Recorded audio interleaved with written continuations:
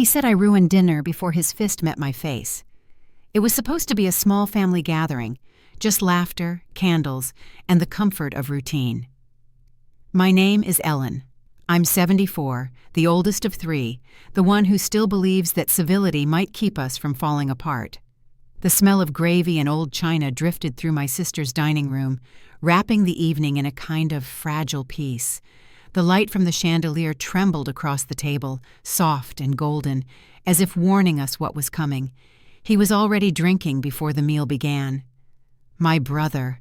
I could tell by the way he slurred a joke, by the sudden bite in his laughter. When he raised his glass for a toast, his voice grew loud enough to make the silverware shiver. "Ellen always has to control everything," he said, "even dessert." Laughter, uneasy, rippled around the table. My sister glanced down at her plate. I smiled, small and practiced. "Let's just eat," I whispered, hoping it would end there. It didn't. When I leaned forward to serve a slice of cake, his hand came down hard on the table. The plate jumped. "You think you're better than the rest of us?" he hissed. I barely had time to answer before his palm struck the back of my head, shoving my face into the frosting. The world went white, then red. The smell of sugar mixed with the iron taste of blood. Chairs scraped back. Someone gasped. The silence that followed was louder than the blow. I stood slowly, frosting clinging to my hair, my hands shaking. "You need to leave," my sister whispered, but no one moved. He just smirked, as if my humiliation was dessert enough. I walked to the kitchen sink, water rushing like applause that wasn't meant for me. For a moment, I saw the reflection of the dinner table through the glass window, the cracked plate, the fallen candles, the family frozen mid-breath. The scent of gravy still lingered, heavy and stubborn. I pressed a towel to my temple and stared into the mirror. Frosting streaked my face like war paint. I thought of all the times I had smoothed his temper, all the excuses I had built like bridges that always burned behind me. Outside, a siren wailed somewhere far away. My sister's voice trembled in the hall. "He didn't mean it," she said to no one in particular. Maybe to herself, maybe to God. I heard the front door slam. His footsteps faded into the night, leaving only the smell of gravy cooling on the stove. I locked myself in the bathroom, the mirror now fogged from my breathing. "Never again," I whispered. "Never again." The towel turned pink in my hands. I folded it neatly on the counter, a small act of control in the chaos. When I stepped out, my sister was standing by the phone. "Should we call someone?" she asked. Her eyes darted between me and the cracked plate on the floor. "Yes," I said. "Call them." While she spoke to the dispatcher, I walked to the table and lifted the plate. A fine fracture split it clean across the middle, like a wound that refused to close. I thought of our childhood dinners, how we once fought over who would say grace, how laughter used to echo where fear now lived. The knock on the door came soft but certain. 2 officers stood in the doorway, notebooks ready, faces calm in the dim light. One of them asked if I was hurt. "I'm fine," I said, "but something broke tonight." He nodded, his pen hovering over the page. "Can you describe what happened?" I looked toward the kitchen, where the air still smelled like gravy and shame. "He called it an accident," I said quietly. "I call it the beginning." The towel smelled like fear. Morning sunlight tried to pretend nothing had happened, spilling soft and gold across the sink. But my hands told a different story. The skin along my temple throbbed with a hidden pulse. The bruise had deepened overnight, dark purple, like a confession under glass. I stared into the mirror, forcing a smile, as if makeup could erase memory. The towel I'd used to clean my face lay folded beside the basin, a faint stain marking where shame met blood. When I stepped into the kitchen, my sister moved quickly, pretending to wash dishes that were already clean. "You should eat something," she murmured. "I'm fine," I said, though the word cracked in my throat. "He's sorry," she added. "You know how he gets." How he gets. The phrase floated between us like steam, familiar and poisonous. I nodded, pretending to agree, though inside something hollowed out. something that used to believe silence could keep peace. At work, the air felt colder. The sound of the clock ticking above the reception desk gnawed at my concentration. I tried typing a report, but my fingers trembled against the keys. That's when Karen, my coworker, leaned close and whispered, "Are you all right?" "I just didn't sleep much," I said. Her eyes lingered on the side of my face where makeup couldn't hide the swelling. She reached into her purse and placed a small card on my desk. "It's a clinic. They're discreet." The word discreet cut deeper than she knew. I thanked her, slipped the card into my coat pocket, and went back to typing, though the letters blurred. By noon, the ache behind my eye had grown sharp enough to make the room tilt. I excused myself and called the number. The clinic smelled of antiseptic and rain-soaked coats. A nurse led me to a small white room.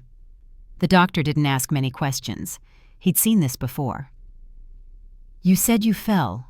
he asked gently, pen poised over a form. "Yes," I said. "On the porch steps." He nodded, though his eyes told me he didn't believe it.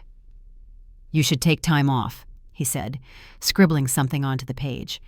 The paper whispered as he tore it free. Medical note, reference M49 Wahoo.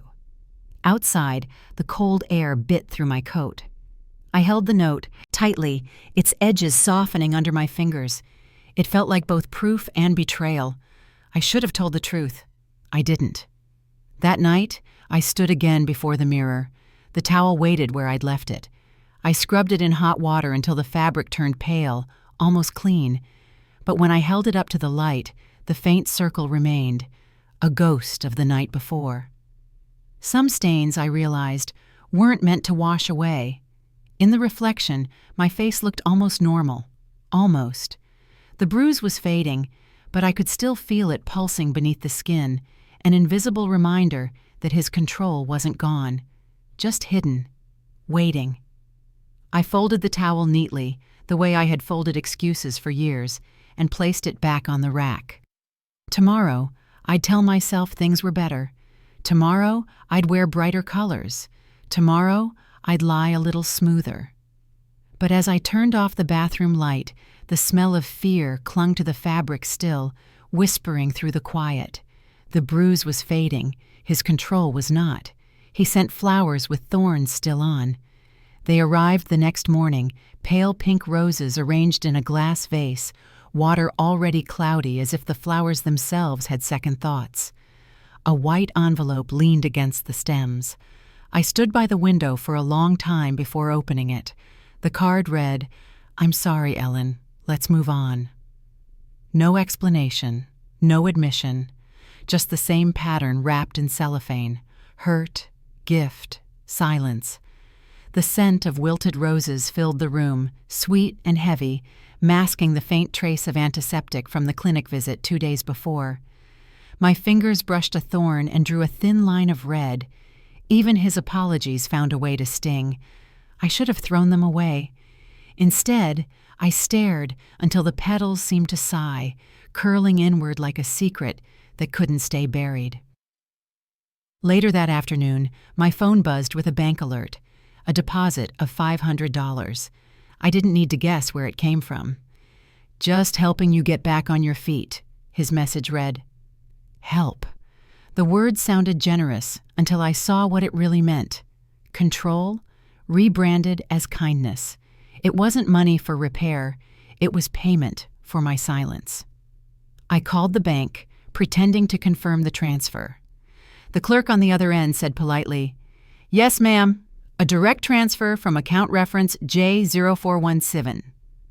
I thanked her, hung up, and sat in the quiet. That string of numbers stuck in my head like an accusation. For years, he had used generosity as a leash. Every loan, every gift, every bouquet came with invisible strings. I could almost hear his voice again from our childhood kitchen. Family helps family. Back then it sounded noble. Now it felt like a chain. I opened my old leather notebook, the one I kept tucked behind the recipe binder. On the left page, I wrote the date. On the right, 2 entries. Dinner, bruise, frosting, silence. Below it, deposit, $500, labeled help. I drew a small line between them, connecting pain to payment. It looked almost tidy, but it wasn't. "Stop keeping score," my sister had told me once. "That's how we survive him." Maybe she was right, but I needed to see it all written down. Paper doesn't lie the way people do. That night, the flowers began to droop. One petal fell onto the kitchen counter, landing on the note he'd sent. The water had turned a faint brown, the stems curling like old receipts. I leaned closer, the scent of decay sweet and clinging. It reminded me of the dinner table, of laughter turning brittle just before the moment everything broke. In the dim kitchen light, I whispered to myself, "He wants me to forgive him so he can start again." My voice sounded calm, but inside, something shifted. Forgiveness was his favorite disguise.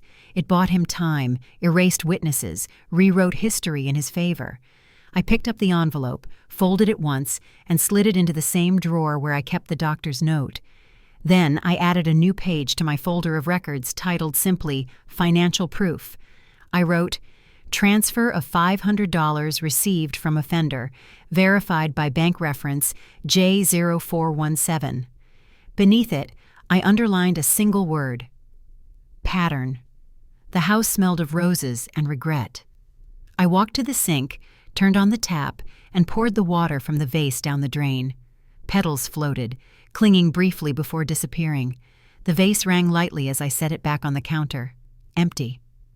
Somewhere deep inside, a vow formed, quiet, steady, certain. No more debts, no more apologies priced in dollars. I turned off the light and left the room in silence.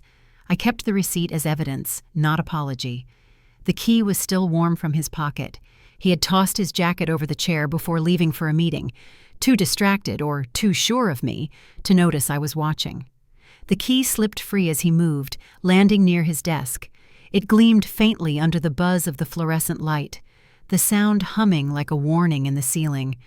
I told myself it wasn't curiosity, it was survival. For weeks, something had felt wrong. Statements missing, accounts delayed, explanations that never matched the tone of his voice. Family fund, he called it. Shared responsibility, he insisted. But I'd begun to suspect it was just another way to keep control, another thread he pulled to make us all dance in his shadow. The desk drawer groaned when I turned the key. Inside, everything was too neat. Rows of printouts clipped in stacks, each one labeled with dates and initials. My stomach twisted.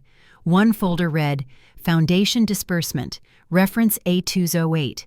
Another read, Transfer Approvals, JN Family Holdings. I'd never seen those names before, yet the handwriting on the signatures, his, was unmistakable.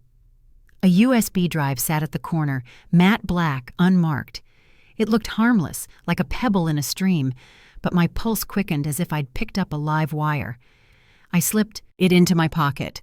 The light above flickered once, then steadied, the hum deepening. When he returned, I was in the kitchen pretending to sort receipts. "You didn't touch my desk, did you?" he asked lightly, a smile that never reached his eyes. "No," I said, my voice steady, though my hands weren't. "Good. Some things are confidential." "I know." He kissed my cheek, as if to prove affection could erase suspicion. I waited until he left again before driving home, the USB burning a quiet hole in my coat pocket. That night, I plugged it into my old laptop. The fan whirred, the screen lit the room in pale blue. Folder after folder opened, each filled with email threads between him and a contact marked only by initials, PR. The messages were blunt, transactional. Wire $2,400 to the auxiliary account. Label as community outreach. Delete the prior approval trail. Use template B. Every message carried a date, each a notch in a timeline of deceit. I scrolled faster, my heartbeat matching the hum of the laptop. Then I stopped on one subject line. Audit avoidance strategy. My breath caught. I clicked it open.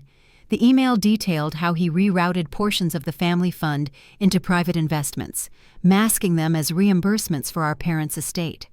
There were signatures, attachments, and a digital verification ID, E4735, attached at the bottom, a proof no one could argue with. The fluorescent light in my kitchen flickered, echoing the one from his office. For a moment, the whole room seemed to tilt. I closed my eyes, hearing his voice from earlier. Confidential. It wasn't just money he was hiding. It was the foundation of our family's name, the trust our parents built, turned into his private playground. I printed one page, the reference E4735 email log, and slipped it into the folder with the doctor's note and the receipt from the flowers.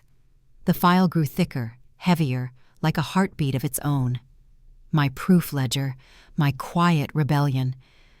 Maybe I'm going too far, I whispered to the empty room.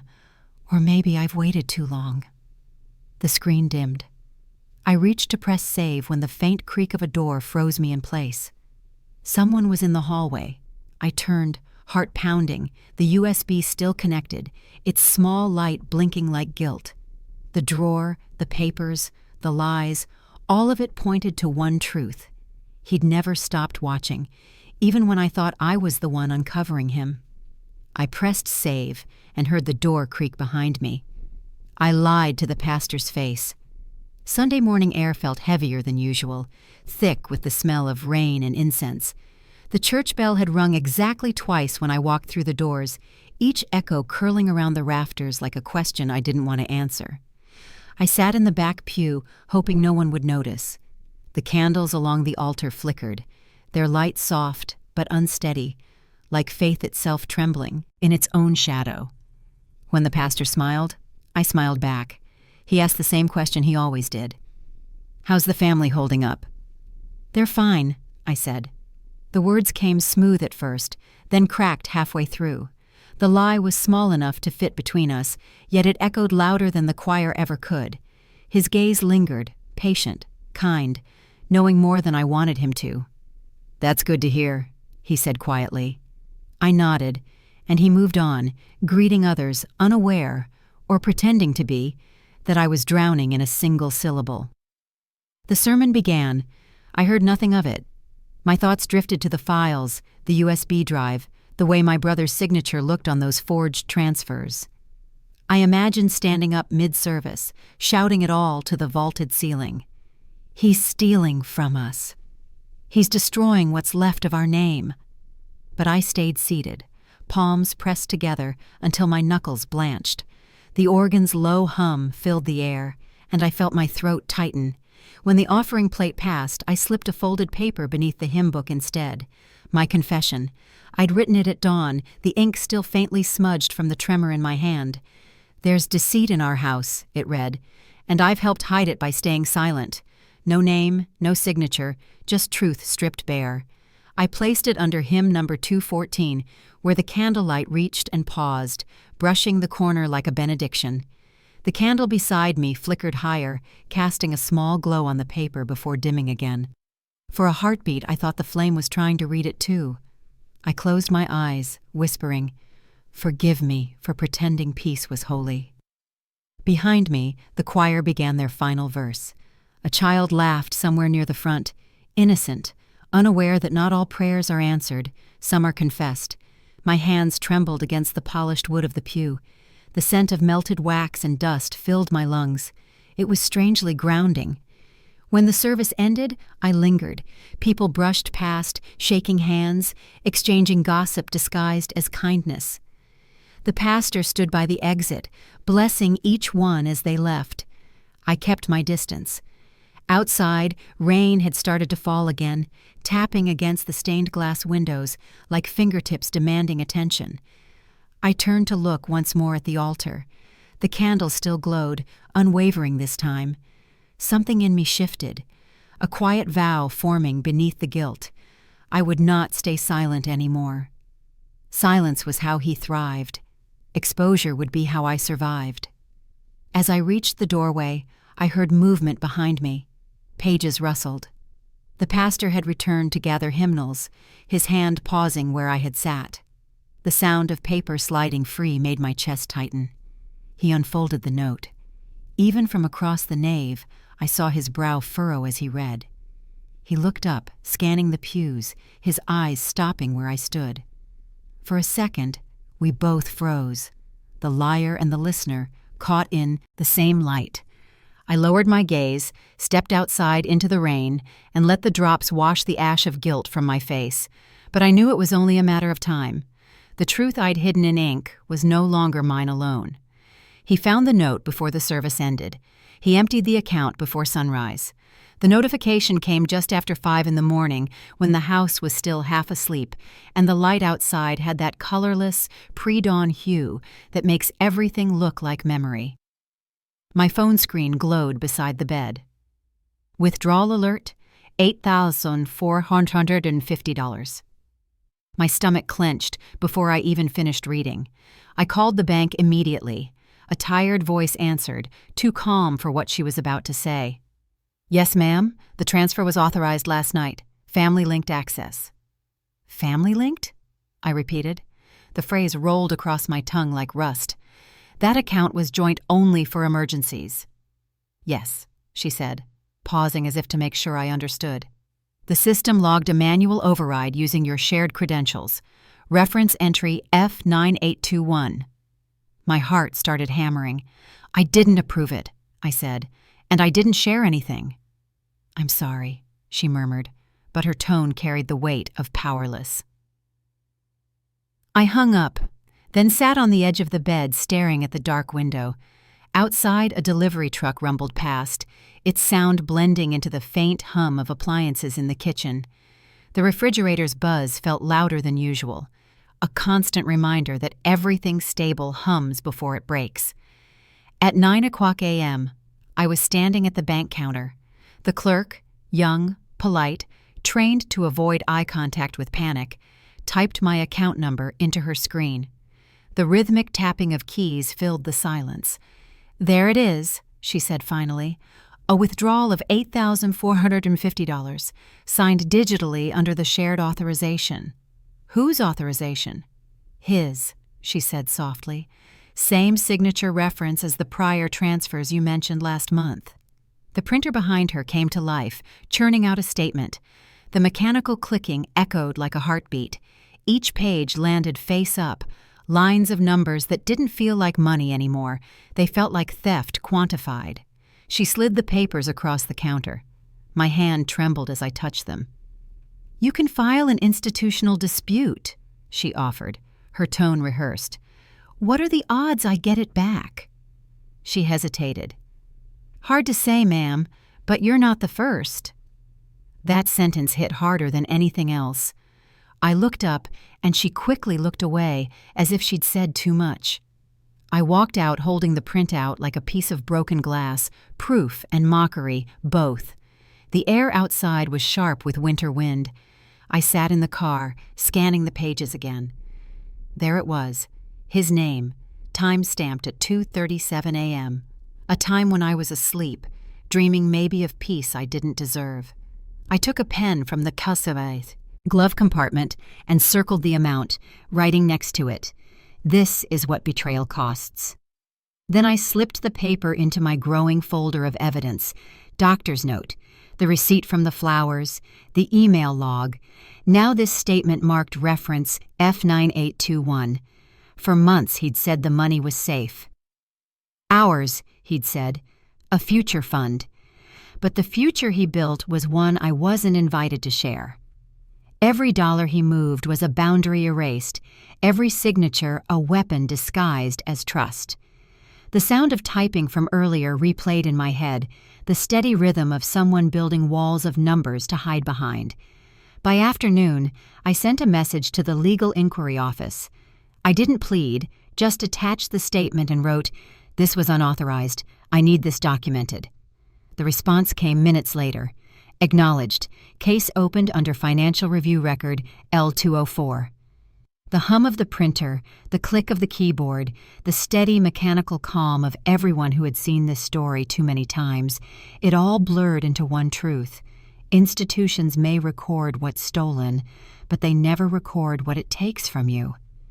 I looked again at the figure, $8,450, and whispered, "This is where it ends." But deep down, I knew endings don't start with money. They start with the silence that lets it happen. That evening, the clerk's final words echoed in my head, quiet and certain. The teller whispered, "You're not the first." Truth reflected in someone else's glass. It was late afternoon when the envelope slid beneath my door. No knock, no sound, just the soft scrape of paper against wood. I froze. The sunlight from the window cut a thin line across the floor, touching the edge of it like a quiet invitation. My heart skipped once, then steadied, as if the air itself was holding its breath. I bent to pick it up. The handwriting on the front was familiar, elegant, steady. My neighbor, the one who never asked questions but always noticed the answers. She'd written my name in blue ink, the kind that glints under light. I opened it carefully, afraid the truth inside might sting worse than the memories themselves. Inside was a single page, folded twice. At the top, sworn statement, reference, D316. The rest in her careful cursive. She had written everything, dates, sounds, words I'd tried to forget. "I heard shouting around 8:00 p.m., it began. "The dinner table crashed. A woman cried. A man said, 'You made me do this.'" I read it twice, maybe 3 times, my pulse steadying into something cold and deliberate. Every line was a mirror reflecting the version of events I had been told was imagination. I traced her signature at the bottom with my thumb. She had seen me. She had believed me. The light from my own window struck the page, scattering across the white like ripples in water. I blinked, and for a moment, it felt like the house was breathing again, alive, aware, waiting. I walked to the kitchen, spreading the letter on the counter beside the other artifacts. The medical note, the bank statement, the photograph, the printed email. The evidence was no longer whispers. It was testimony now. My phone buzzed. It was the officer I'd spoken to weeks ago, the one who'd said there wasn't much they could do without corroboration. I sent him a picture of the document. Within minutes, his reply came through.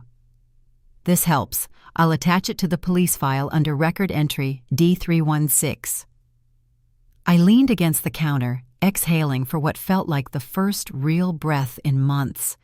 For once, the paper didn't shake in my hand. It felt solid, like proof should.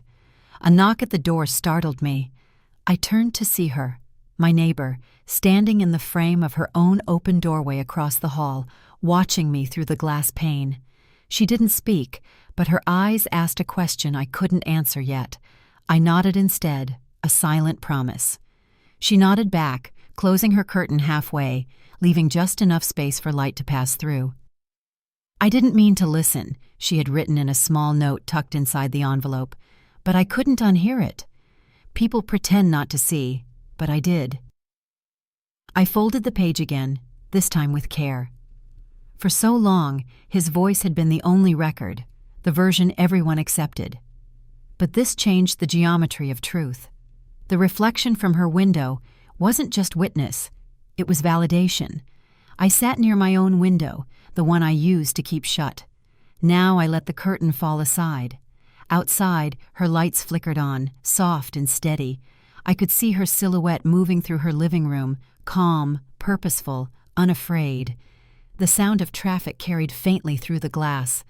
Somewhere, a siren passed, and I thought of the first night, the shouting, the silence, the crash. Only this time, the silence didn't feel like defeat. It felt like pause before action. I placed her letter back into the file folder marked Police Log, labeling it in pencil as if it were sacred text. My hands no longer trembled. The light from her window crossed into my own, a silver thread binding 2 rooms that had witnessed the same night from different angles. For the first time, I wasn't alone in remembering. I whispered to the glass, "Thank you." The reflection stared back, not just mine anymore, but hers too, faint and certain. This time, his version won't be the only one. Ink became my armor. For weeks, I had been collecting fragments of truth, letters, receipts, digital logs, sworn notes, each one a wound I'd reopened just to clean it properly this time.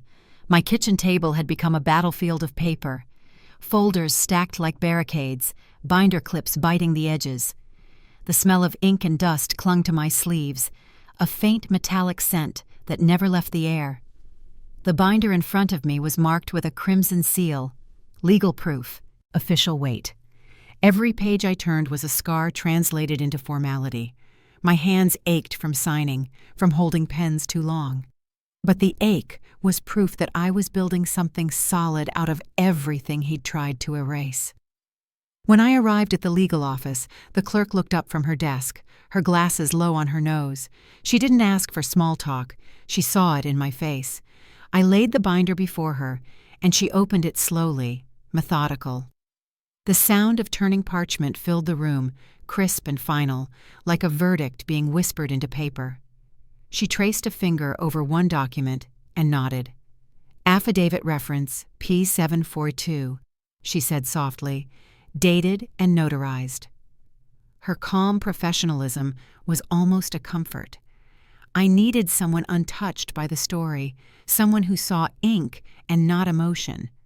She checked every page, matching dates, highlighting timestamps, stamping the blue seal that meant verified. "I've never seen such a complete file," she murmured. "It took me 48 days, I said. My voice cracked only once, right in the middle of days. "Every one of them shows effort," she said, looking up. "People usually stop halfway." "I used to stop," I replied. "Not anymore." The texture of parchment scraped my fingertips as I helped her organize the stack. The paper felt heavier than it should, like it carried both memory and consequence. Each document had a story attached: the flower receipt that pretended to be love, the doctor's note that disguised violence as accident, the bank statement stamped with theft. I no longer needed to tell my story aloud. The paper spoke in lines of ink and seal marks, each one louder than any apology he'd ever offered. At one point the clerk paused. "You know," she said quietly, "this kind of documentation doesn't just prove harm, it rewrites what people believe about who was right." I met her eyes. "That's the point," I said. "He wrote the first version. I'm writing the last." Outside, the hallway clock ticked with a slow rhythm. The sound folded itself into the hum of fluorescent lights. I hadn't noticed until then how peaceful noise could feel when it wasn't raised in anger. I signed the last affidavit, pressing harder than necessary. The pen tip tore slightly into the page, leaving a groove, a mark that would never fade, even if the ink someday did. When she sealed the binder shut, she handed it back with both hands. "Take this to the arbitration office," she said. "Reference entry L113. They'll schedule you for hearing review." "Will they listen?" I asked. She hesitated, studying me. "They'll have to," she said. "Your file is too complete to ignore." I walked out into the corridor, holding the binder against my chest. It was heavier than guilt, but steadier than fear. People passed me, unaware that I carried the entire anatomy of a lie, now dissected, documented, and ready to speak for itself. At the exit, I stopped by the notice board and saw my own name listed under pending hearings. My hands trembled again, not from weakness this time, but from something new, certainty. For the first time, I didn't feel like a victim of what happened. I felt like the archivist of its truth. Every page was a line of defense, every stamp a boundary he could no longer cross. The clerk's words echoed as I stepped outside, into the thin winter sunlight that made the world seem newly outlined. She said, "You're ready for the hearing." His car was gone, but the lights still burned. For a moment I thought it was a trick of exhaustion, the kind where your eyes invent things they need to believe. But no, the lamp by the front window glowed steady, its light stretching long shadows across the empty driveway. His space in the garage sat hollow, a perfect absence. Inside, the air was stale. The house felt staged, as if time had paused in mid-breath. Every lamp was on, but warmth was gone. The couch cushions still bore the shape of arguments left unfinished. A coffee cup rested on the table, rim cracked, handle turned toward the chair that used to be his. I pressed the power button on my phone again, just to make sure it wasn't lying. One new voicemail. I hesitated before hitting play. "Hey, it's me." His voice was lower than I remembered, measured, like someone reading from a prepared script.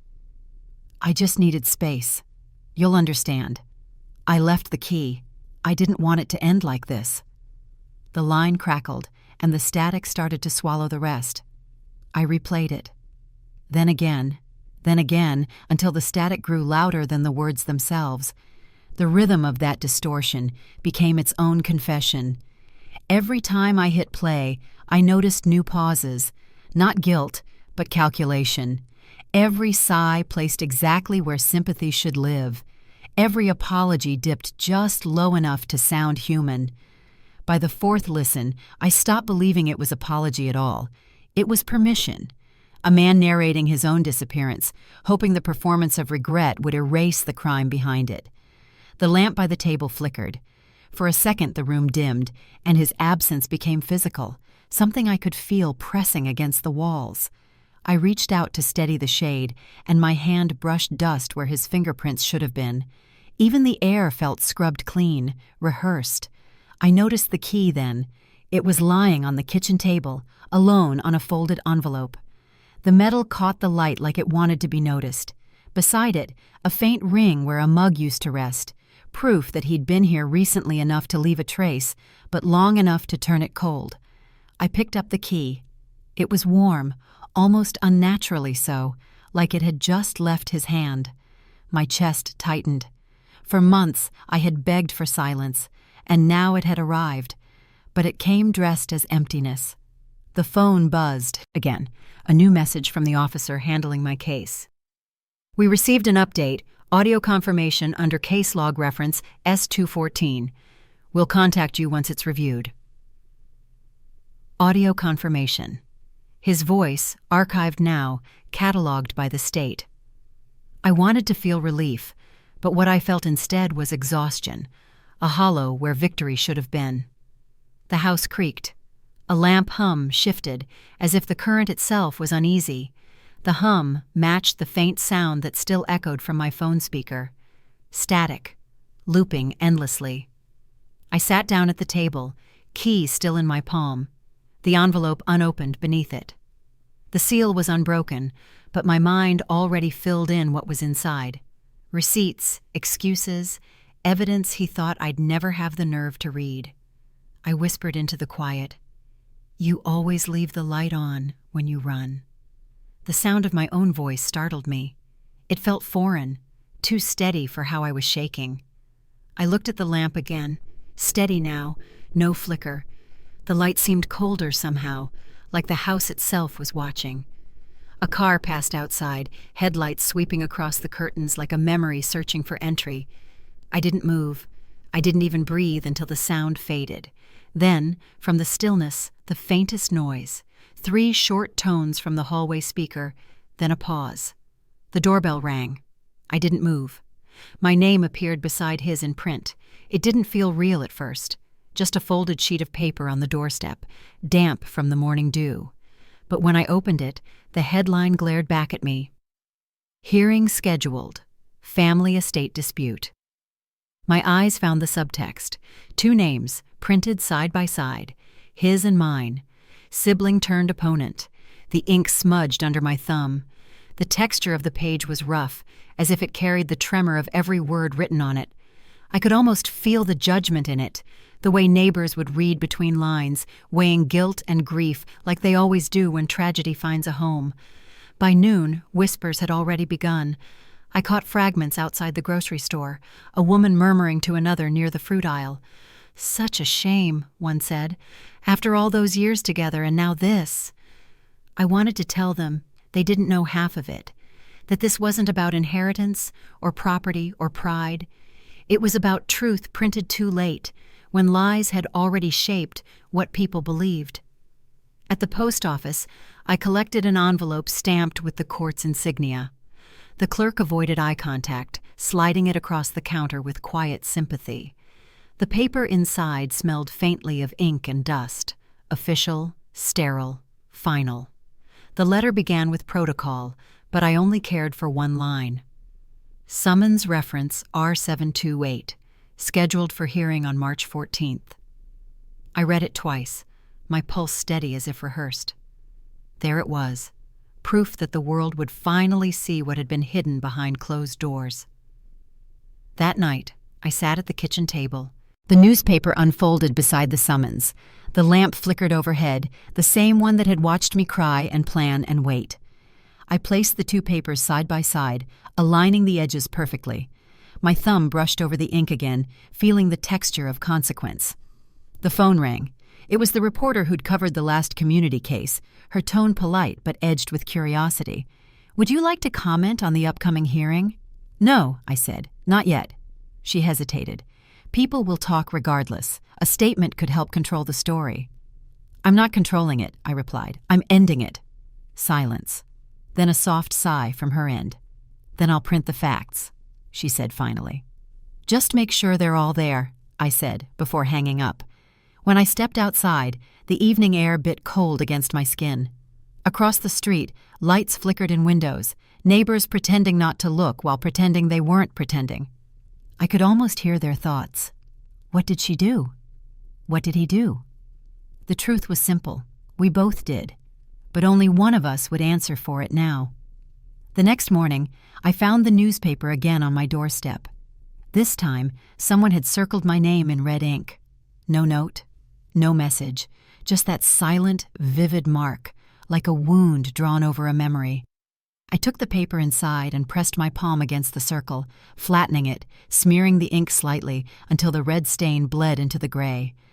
My hand came away marked, faint traces of color clinging to my skin. I sat for a long time, tracing the seal on the summons envelope. The raised stamp caught the light, sharp-edged and certain. I thought about how many times I had doubted myself, how often I'd let silence keep me safe. Not anymore. People always say truth sets you free, but they never mention how much it costs. Mine had taken years, faith, and nearly every person I'd ever trusted, but it was still worth it. Because truth, once public, stops belonging to fear. I folded the summons and slipped it into my binder, next to the affidavit, the receipts, the photos. The pages felt heavier now, like the story had finally learned how to carry itself. As I closed the binder, I whispered to the quiet room, "This is where it starts." He'd see me in court, and everyone else would too. They called my name under fluorescent light. The sound carried through the courtroom like a summons, too sharp to be ordinary. I stood, legs unsteady but spine straight, and stepped toward the witness stand. The air smelled of dust and nerves, a mixture of old wood polish and human fear. I took my seat, right hand trembling slightly as I touched the Bible. The microphone in front of me gleamed under the harsh white light. It made my reflection look like someone older, someone finished. "State your name for the record," the clerk said. I did. The syllables came out low, deliberate, like words that had learned to survive their own echo. Across the room, he sat with his arms folded, chin lifted, wearing the same indifference he'd always used as armor. He didn't look at me. He didn't need to. His silence had always been a weapon more effective than any word. The judge adjusted his glasses, voice calm and restrained. "You understand you're under oath?" "I do." "Proceed," he said, turning slightly toward my attorney. The questioning began. It wasn't brutal. It was clinical, dissecting moments that once felt private into fragments of evidence. "On the morning of February 8th, you discovered the account had been emptied?" "Yes." "How much?" $8,450, I said. The number felt heavier than money. It was the sound of betrayal quantified. "And this withdrawal was made by whom?" I hesitated. My throat caught. "By him." A pause. Then, "Can you confirm this with documentation?" I nodded toward the binder already marked as Exhibit C, proof entry P491. The clerk carried it to the bench. Pages rustled. Inked dates gleamed faintly under light. My signature, his initials, the transfer receipt. The gavel struck once, a sharp, commanding sound. The judge's face didn't change, but I saw acknowledgement in the stillness that followed. When it was my turn to speak freely, I told them about the night of the bruise, the day of the cake, the sound of the printer spitting out lies dressed as records. I told them how silence had lived in our house longer than either of us had. The courtroom was still. The only noise was the low hum of fluorescent bulbs, steady, endless, judgmental. That hum became my heartbeat. He said it was family business, I continued, voice tightening. He said nobody needed to know. And did you believe him? My attorney asked. For a while, I said. But belief and denial wear the same mask when you're desperate to keep the peace. A few heads turned in the gallery, familiar faces, neighbors, colleagues, people who'd seen smiles but never bruises. Their expressions blurred together, pity, confusion, disbelief. Then came the cross-examination. His lawyer, smooth-voiced, polite in tone, but sharp at the edges. You're certain the funds weren't given voluntarily? Yes. You never signed permission? No. Could it be that you misunderstood the transaction? I met his eyes. I didn't misunderstand theft. For a heartbeat, even the air seemed to hold still. Then papers shuffled, a throat cleared, and the rhythm resumed. But the silence had changed. It no longer belonged to fear. The judge requested the sworn transcript reference S311 for review. I watched as the clerk placed it before him, every word I'd ever been too afraid to say, now captured in type. The glare of the overhead light reflected off the paper, a harsh reminder that truth, once printed, cannot be undone. He sat across from me, jaw tight. For the first time, he looked at me, not as a sister, not as a victim, but as the mirror he couldn't escape. I could see it, the calculation failing behind his eyes. He smirked, small at first, then wider, the kind of grin people wear when they realize the world has finally stopped bending for them. The gavel struck again. "Order," the judge said. But the sound didn't quiet him. He leaned back in his chair, laughter spilling low and defiant.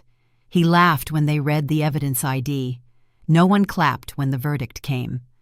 The judge's voice was steady, the kind used to balancing ruin and relief in equal measure. His words fell one by one, deliberate, final. I caught only fragments. Petition upheld, account revoked, evidence sustained. The rest blurred into the hum of air conditioning and the scratch of pens in the press row. The bench in front of me gleamed under the fluorescent light, its polished surface reflecting the stillness that followed. I gripped its edge, not out of fear this time, but to anchor myself to something real. Across the aisle, his expression flickered between disbelief and fury, like a man watching his own mask crack in public. He turned to the lawyer beside him, whispering something sharp and fast.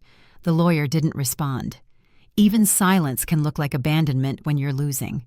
The judge cleared his throat, the sound echoing against the wooden panels.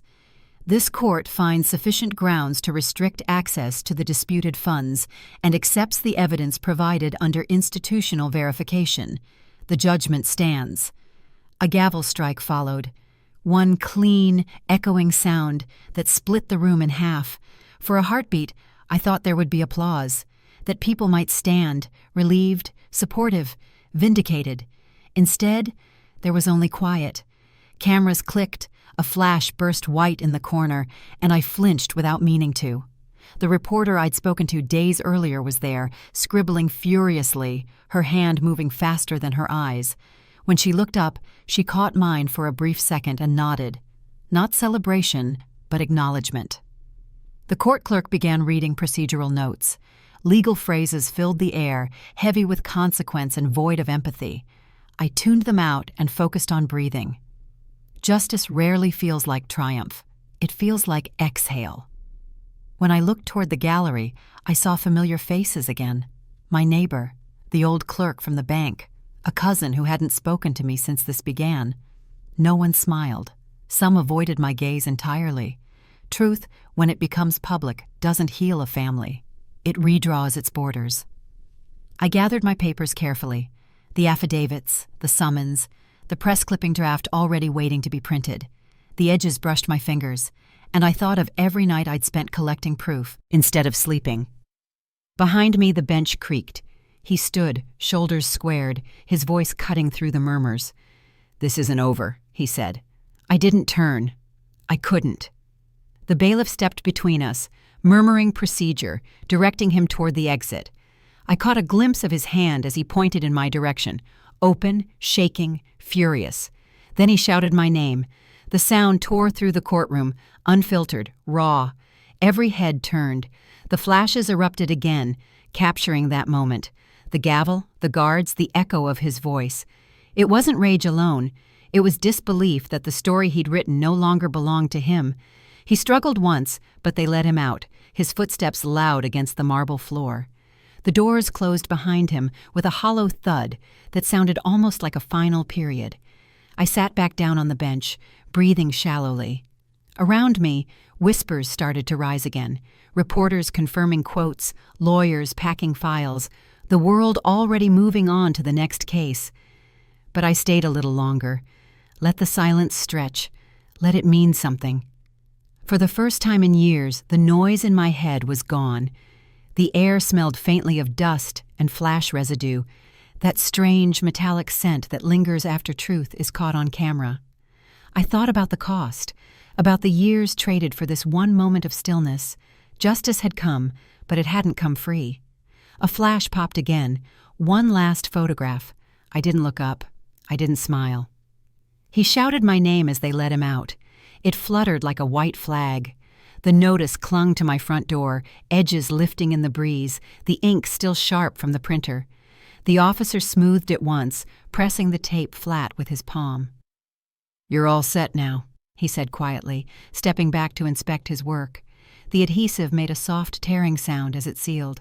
That sound, paper against wood, was the first peaceful noise my house had made in years. Restraining order, number 7426. The numbers looked strange to me, neat and official, as if bureaucracy could define safety.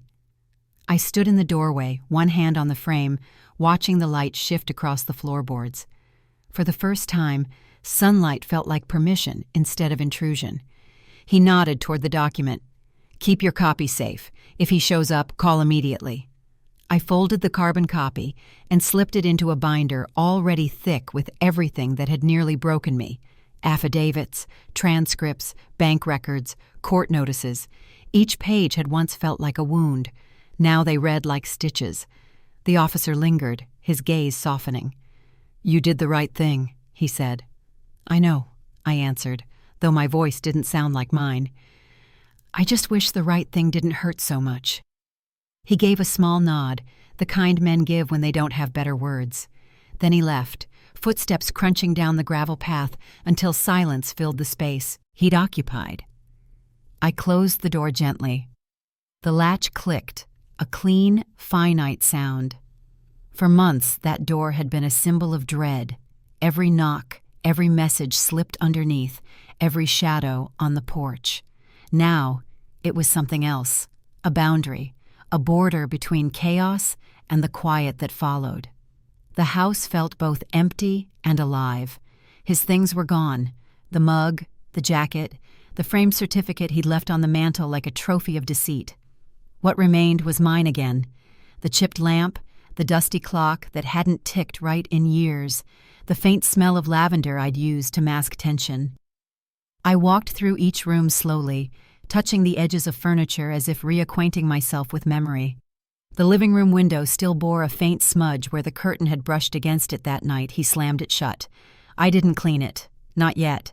Some remnants deserve their slow fade. On the kitchen table lay a single envelope, his final attempt at apology. I hadn't opened it. I didn't need to.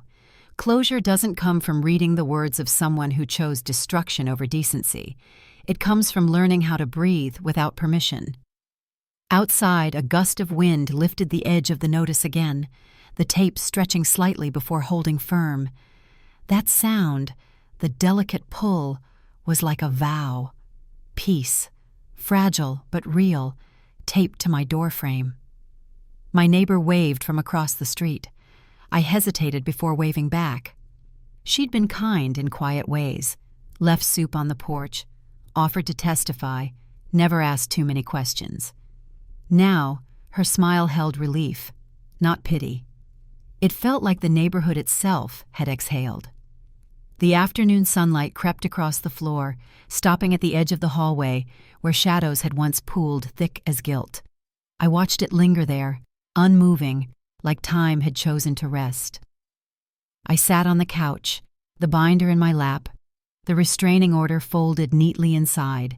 Every number, every date, every seal, the ledger of my survival. I thought of what the officer said. You did the right thing. Maybe justice isn't about winning. Maybe it's about reclaiming the right to sit in your own silence without fear. As evening came, the scent of the house changed. The air no longer carried the weight of memory or conflict, only faint traces of dust and clean wood. I walked back to the door, touched the taped corner of the notice, and whispered, "Stay." The paper held steady, unmoving in the dim light. The house finally smelled like itself again. The seat stayed untouched at every meal. Weeks passed in a rhythm I didn't recognize. Quiet, careful, almost too gentle. The house had its own breath again, slow and measured, as if it was learning how to live without fear. Every creak of the floorboard, every hum from the old refrigerator, felt like a reminder that silence no longer meant danger. I kept the chair where it was, not out of sentiment, but honesty. Some spaces shouldn't be rewritten. Its shadow fell long across the table every morning, splitting light and memory down the middle. The counselor said healing was a ledger, losses reconciled with breaths. You don't balance it all at once, she told me. Some debts take time. I laughed softly at that. Time, I thought, had already collected its interest. Each morning, I sat beside the empty chair with a cup of coffee, the scent rising warm and familiar. It was the same blend he used to drink, 2 spoons of sugar, 1 too many for my taste. Still, I made it that way. Some habits refuse to die just because people do. The first sip was always bitter, but bitterness, at least, was honest.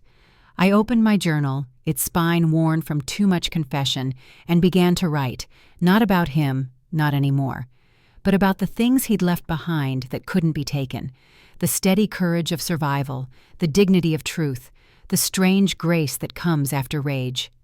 One line stayed with me. Justice doesn't return what was stolen.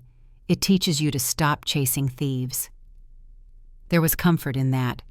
The counselor's office was painted in muted blues, soft tones meant to calm the heart. I visited twice a week. The sessions weren't about closure. They were about containment, learning to hold what hurt without letting it spill over. She never asked me to forgive him.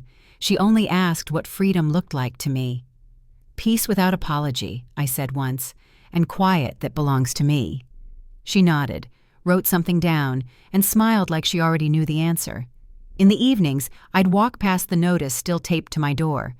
The paper had yellowed slightly, the corners curling in the wind, but it stayed firm, a symbol that safety, once claimed, doesn't need to shout to be real. Neighbors had stopped whispering. Their kindness had turned practical. Waves, small talk, a casserole left on the porch. I appreciated the ordinary again. Ordinary was its own miracle. Inside, the house felt lighter. I rearranged nothing. Even the chipped mug stayed where it had always been, because the story wasn't about erasure. It was about endurance. One night, I found a draft of his handwriting tucked inside an old cookbook. An apology never sent. The words were uneven, hesitant, almost childlike in their attempt at remorse. I read it once, then folded it back into the page where it had been hiding. Forgiveness, I realized, is not a letter you owe someone. It's a room you eventually walk into when the air feels safe enough to breathe. The next morning, I brewed fresh coffee and sat again by the chair. Sunlight crept across the table, turning the steam into something golden, almost sacred. I didn't write that day. I just watched. The counselor had said that closure isn't an ending, it's a quieter beginning. I think she was right, because as I looked at that empty seat, I no longer saw loss. I saw space. Space for what could have finally grow. The cup beside it had cooled, untouched, but it no longer mocked me. It waited, patient, like silence does when it's no longer afraid of being broken. Forgiveness can wait. Freedom can't. I wrote him every word I'd never said. The pen felt heavier than it should have, like memory itself had settled into the metal. The ink spread slowly across the paper, uneven in places, trembling just like my hand. Each line was both confession and release. At first, I didn't know where to begin. There's no guidebook for closure, no rule for what tone to take when you're writing to someone who no longer has the right to read your truth.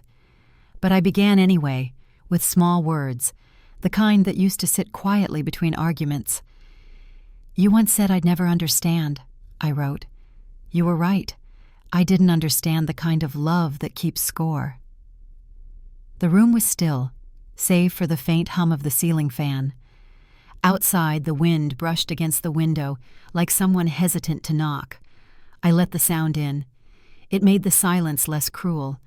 The paper beneath my wrist was warm from the pressure, edges soft from where I'd held it too long. The scent of ink lingered, sharp and familiar, a strange comfort, the way pain sometimes is when you can finally name it. I wrote for an hour, then 2. Justice came. I wrote next. It wasn't vengeance. It wasn't peace either. It was the truth made visible, and that had to be enough. There were moments I almost stopped, afraid that writing would reopen what I'd already survived. But then the words began to move faster, untangling everything I'd carried in silence. Regret, anger, pity, even gratitude buried deep beneath the wreckage. Halfway down the page, the pen sputtered, leaving a smudge across a sentence I didn't finish. Maybe that was fitting. Not all truths need to reach their final punctuation. When I reached the end, I signed my name, only once, without flourish. I stared at the loop of the last letter, then folded the page in half. The sound of the crease breaking through quiet air was sharper than I expected. For a long time, I just sat there. The drawer in front of me, the same one where he'd hidden bills, notes, proof, and denials, waited open. I placed the folded letter inside, beside old envelopes that once carried lies dressed as explanations. The counselor had said, "Writing isn't about sending, it's about naming." I understood now. This letter wasn't for him. It was for me, for the woman who stayed too long believing silence meant stability. The ink shimmered faintly under the lamp. I ran a finger along the edge, feeling the grain of the paper against my skin. Its texture was steady, unchanging, unlike people. "Maybe someday," I whispered, "this will stop mattering." But I knew it wouldn't, not entirely. Scars don't disappear. They simply learn to live as part of the story. I closed the drawer softly, the latch clicking like a period at the end of a long sentence. Somewhere outside, the clock struck 9, a simple sound, but it felt ceremonial, like time acknowledging my surrender. I looked around the room, now bare of accusation. The empty chair, the taped notice on the door, the quiet walls. Everything that once held fear now held air. I didn't seal the letter. I didn't have to. Some messages exist only in the act of being written. The pen rolled slightly on the table, leaving a faint streak of ink across the wood. I smiled at it, not as a mistake, but as proof that something had finally moved. Some truths deserve to stay folded. Morning spilled through the same window, softer now. The light touched everything it used to accuse, the table, the counter, the chipped mug that had survived every storm. Dust drifted lazily through the air, catching in the glow like tiny confessions finally made visible. I stood there, hands resting on the edge of the sink, breathing in the stillness. The social worker had stopped by earlier that morning, paperwork in hand, a gentle smile that asked nothing of me. "It's all finalized," she'd said. "You're free to stay, or to start over somewhere new." I told her I'd stay, not out of fear, out of choice. Some homes don't belong to their walls. They belong to the courage it takes to keep them standing. After she left, I opened the cabinet and reached for the cracked plate, the one that had broken the night everything else did. Its golden seam glimmered faintly in the sunlight, mended but not hidden. I traced the line with my thumb, the surface warm beneath the light. It reminded me that repair doesn't erase damage, it honors it. The air smelled faintly of Sunday gravy, though I hadn't cooked in weeks. Memory carries scent longer than anything else, I think. That smell meant safety once, then tension, then silence. Now it was something else. Continuity. a bridge between what was and what could still be. I set the plate back on the shelf, between two others that had never broken. Its place was earned. The clock on the wall ticked steady, 2 minutes past 9, the same hour he'd used to storm through this kitchen, voice raised, accusation sharp. I could still hear echoes if I let myself, but they no longer held authority. "You ruin everything," he'd once said, eyes full of contempt. The words had lived like a curse for years, but now, standing here, I whispered them back, not as pain, but as triumph. "You built everything back." The words filled the room like a quiet vow. Outside, children laughed somewhere down the street. The world, it seemed, had gone on without asking my permission. And that was all right. It should. I walked to the window, pressed my palm against the glass. The warmth seeped through, steady, almost forgiving. The same glass he once darkened with curtains drawn tight, as if light itself was a threat. Now it was open, and the light spilled freely, crossing the floor in wide, forgiving stripes. I'd kept the family photo on the mantel, not for nostalgia, but for record. We had once been whole, at least in image. His smile in that frame didn't haunt me anymore. It looked distant, faded, like an old signature on a voided contract. The social worker had said, "You'll know it's over when the silence feels safe." She was right. The quiet now wasn't heavy. It was alive. I made a cup of coffee, let the steam rise. The scent folded softly through the air, weaving itself into the light. For once, I didn't rush to fill the moment with thought. There are kinds of peace you earn only by surviving your own history. And there are mornings like this, where every scar becomes a window, every fracture a reflection of how far you've come. I sat by the window, the light warming my face. The plate on the shelf caught a glint, gold running through white porcelain like proof of resilience. For the first time in years, I didn't brace myself against the day. I didn't expect noise or apology or threat. I just sat there, quiet, breathing, unafraid. I sat by the light and didn't flinch.